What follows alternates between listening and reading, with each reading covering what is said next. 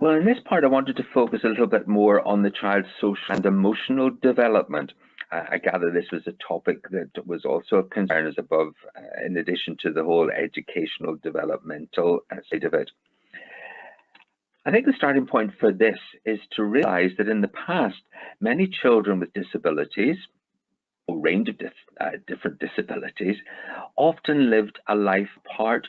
They were apart from their own families, ironically, because of the shame and the stigma that might be associated with disability.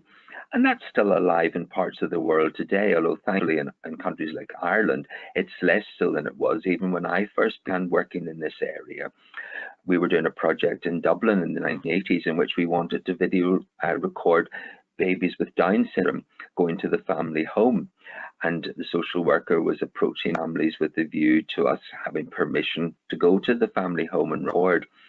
But she came back to my astonishment and said that some families didn't want their children to be videoed in case some members of the family or some of their neighbours saw their child, because they had not told anyone that their child had Down syndrome. They were hidden away from the immediate and wider family. And that's less than 30 years ago. So while we may decry it happening in some of the countries around the world, it's not that long ago since we were doing something similar. So that sense of a life apart from family was certainly compounded by having a life apart from the local community, because people didn't go to ordinary schools. Indeed, they didn't go to school at all, or they didn't go out to religious festivals or to the supermarkets or marketing or any of those things. And they were forgotten about in wider society. So many of the laws and the regulations and access permissions to go to things were not written with people with disability in mind. Now, some of the drivers that drive people apart are still apparent. You know, we still see people with disability or with health difficulties as being different. They're not, and I'm using the word inverted commas here, they're not normal.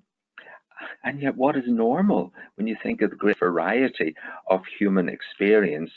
But we still often categorize people on the basis of their difference.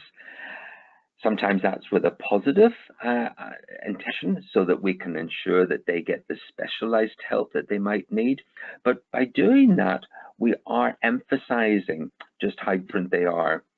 And here's a test. Social worker said to me once, you know, there's a real test of how people think about, say, a baby with Down syndrome.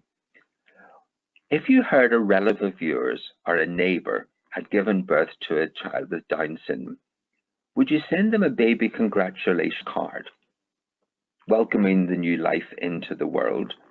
Or would you hesitate in case you thought you were insulting the family by congratulating them on having a Down syndrome child? That's a real acid test of how much we can influence by an apparent difference, when in reality there's much more that we share in common. There can still be a sense of shame. You know, the sense of shame that this child won't play rugby for Ireland, become a great musician, or become another Einstein, none of those sort of things.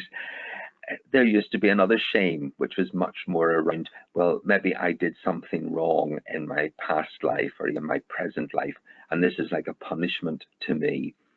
So that also sense of shame can force people to be seen as different. But there's also what I was alluding to earlier, that by creating specialist provision that only children with a certain disability can qualify for, we are, in point of fact, making them apart from their brothers and sisters or from the people in neighbourhood. And all of those work at not just a family level, community level, but also at a societal level. So the big challenge for us is, how do we actually bring people with disability, chronic health problems, into the life of society? And it's important that we do, because we've well documented what are the consequences for an individual person if they are socially excluded, of being left out. It means got no friends. The loneliness that people can experience as a result of social exclusion is certainly now much more appreciated. The people themselves may lack self-confidence. It becomes almost a self-fulfilling circle, and they haven't got the self-confidence to go out and meet other people, so they don't go out to meet other people, and that compounds their lack of self-confidence, and so it's a downward spiral. It can produce poor mental health, most noticeably in depression, but also anxiety that can come from a lack of confidence and a lack of experience can also be in there. And poor mental health often results also in poor physical health. And finally, it can create within the person a whole sense of helplessness, of learnt helplessness, in a way it doesn't really do them any favors in moving forward. So this notion that people, it's okay if they're disabled, it doesn't really matter that they don't really mix with others, I think we have to give a lie to that. And therefore, a lot of my current work, again, mostly with young adults and older adults, has been focused on how to promote social inclusion. And yet, unless that starts in childhood and continues all through childhood, we might be on a losing wicket.